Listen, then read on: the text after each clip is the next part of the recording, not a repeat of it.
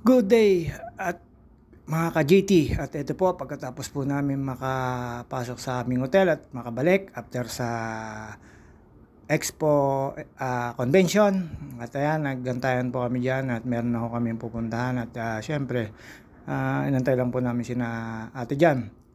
At ayun po, habang pagkatapos po namin dyan sa hotel, lumarga na po kami mga ka-JT at inantay lang po namin sina ate Helen. Ayan po yung pantransportasyon nila dito mga ka-JT dito sa HK. At ayan po, pumunta ko kami sa may Mongkok kainan. Ayan, di maaaring di magpapakita ang JT nyo. Diyan po, kita nyo naman po yung mga pampasero nila, double deck, pati yung train po yan, tapos bus, double deck, taxi, wala hong grab at wala pong ibang transportasyon dito kundi yan, taxi, bus at saka yung train. Puro double deck po sila lahat, tapos meron mga lagay ng bagahe. At ayan, nag-train po kami, isa pa pala hong transportasyon dito ay ang train. Bababaho kayo dyan sa mga ano na yan, istasyon, tapos tandaan nyo lang po istasyon dahil pwede na ho kayo hindi lumipat ng lugar, basta nandyan lang po sa loob. Bababaho kayo sa underground train nila mga ka-JT, tapos papanik po kayo sa ibang stasyon kung mga gusto nyo puntahan yung mga pupuntahan nyo na mga sikat po dito. Ang pagkakaalam ko po ay yung train na yan ay may duksong-duksungan po yan, ganyan po yung ginawa namin mga ka-JT. At yan, bumili lang po kami sa booth dyan at hindi ko alam kung 45 o 50 Hong Kong dollar ang ano. Ayan po, kamaway po yung pamangkin ko si Anton, si Major number 1, Major number 2, ayan na po, ayan si Beo Daud mga ka-JT. Nakita nyo naman po si Ate Janet, parang wachilay lang po dito. At ayan po si Ate Monet, kasabay ko, si Major number 1. At ayan, malapit na po ang birthday niyan ngayong August. At ayan po, pagkalabas po namin ng train station, hinanap lang po namin yung ano. At kailangan mo po maglakad talaga dito, kailangan kilometers po ang lalakadin. At sa disiplina, madisiplina pa naman po yung tao. At ayan, inabot po namin yung ulan mga ka-JT, kaya lakad-lakad lang po kami dyan. Kasi wala naman pong ano dito na bigla kang pwedeng sumakay. Meron po dito mga stand taxi, bus station, train station. Yun po talaga, kung malayo man, kung 2 kilometro man po yung kailangan nyo sakyan, ganun po ang gagawin nyo mga ka-JT. Hindi umaring hindi kayo maglalakad. At dito po ay uso ang lakad. Lahat po ng mga tao po rito, hindi po pwedeng sumakay basta. At yan, makita nyo naman po may mga ano yan, yung bakod na yan. At pagka sumala po kayo ng sakay dyan mga ka-JT, sakay ng lakad, makakasalubong nyo po sila. At ayan, lumabas na uli kami sa train station, sumakay uli kami mga ka-JT, another train papuntang Mongkok.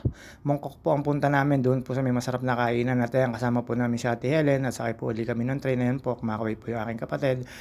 Welcome to Hong Kong daw, nakita nyo po para siyang nagsisipa. Ayan si Anton kumakaway at si Troy Bayaw, nakangiti po yan dyan. At ayan po, nakaranas po kami sa train station dito ni Beo Daud. Ayan, nakita nyo naman po, pumusbay ako. At after po nun, ayan na, panay po ang kaway ni Anton. Siyempre, welcome to Hong Kong, sabi ni Ate Mona dyan. At ayan po, may kasama kaming washulay. Nakita naman po yung ate ko na panganay.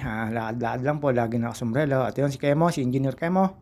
At shoutout nga pa pala po sa aking inanak na si Dana May at si Ate Sian, Boss Liam, at yung Majonda nilang ina, at si Paring Taleng. Shoutout sa inyo. At ayan po, welcome to Mongkok, sabi ni Ate Monet. At ayun po, syempre, papalabas na kami ng train station na yan. Paglabas po na yan, ayan lang po yung kakainin namin mga ka-JT. At dito po, syempre, ba't pa po papakita mga ka-JT ang pagkain namin. Basta po yan, sikat daw po yan dyan. Isang order lang, napakarami po nyo makakain mga ka-JT. Sobra-sobra po. At ayan, kita nyo po si Bayaw, ayan, parang taga rito lang. At ayan, nagpakita naman po ako, ka-JT, pumasok na po kami. At meron po mga ano dyan, smoking area mga ka-JT, dyan sa labas na yan, pwede naman po. At tapos po nyan, hinanap na po kami ng maupuan. At dyan po, pagka hindi po marunong mag-Chinese, ay tinatawag po yung marunong mag-English para makausap. At ayan, kasama po namin si Ate Ellen. Siya po yung mas panganay na kapatid ni Ate Ana Makatuno. Yung sa taga-release sa atin, mga ka-JT sa Pansol, sa mga nakakaalam pa yan si Ate Ellen. Sa mga nakakaalam po, sa mga taga-Pansol Calamba City, Ayan po yun, kilala po yan, yung mga taga amin. At ayun, syempre dito po hindi mawawala yung paggala mo. At ayan, ang sweet, sana all.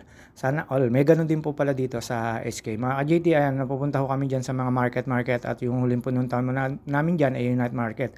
Medyo magaganda rin po at para ka rin po nasa Pilipinas, sa Chinatown. Ganon din po yung mga makikita nyo po rito mga ka-JT at ayan po, lakad-lakad lang po kami dyan, naghahanap po ng money changer mga ka-JT at ayan po yung HK.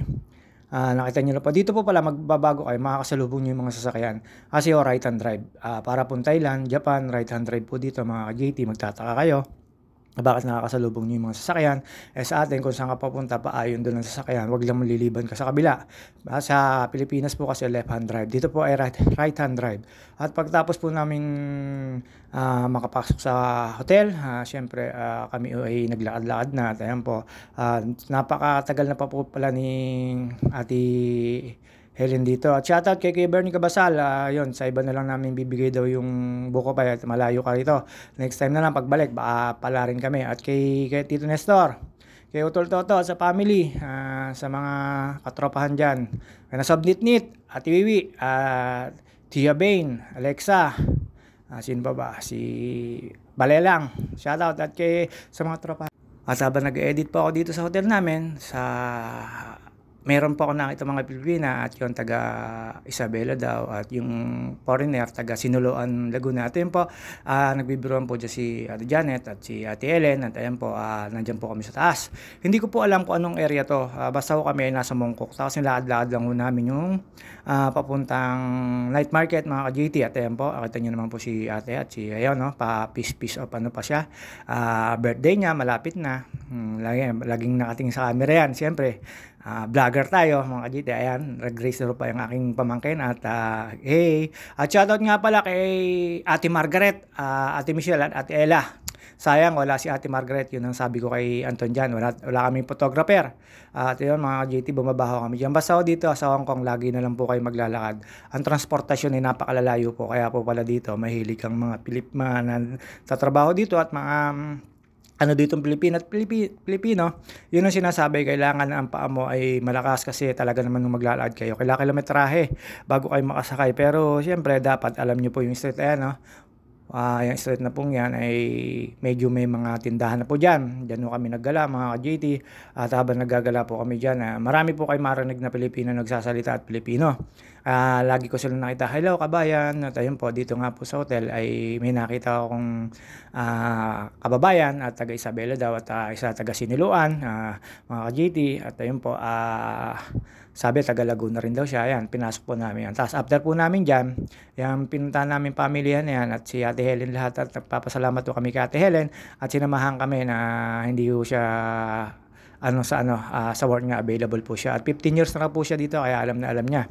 At ayun po, si Ate Helen ay siya po yung taga-guide namin dyan. At pagkatapos po namin dyan mga ka-JT, pumasok po kami sa night market. Ayun na po yung night market dito. Araw pa lang ay bukas na mga ka-JT. At hindi ma-ready magpapakyut ang bida. At yun nga po mga ka-JT.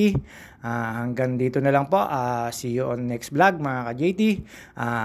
This is pagkarating po namin ng HK. Naggala po agad kami. At sinamantala yung pagkakataon kahit puyat at pagod. No jet lag mga ka-JT. At ayun po, see you on my next vlog. At shoutout kay Babes. At ayan, sa huli talaga kita binate kay Babes at kay Yumir. Shoutout sa inyo. I-add ko raw siya. Bye-bye. See you.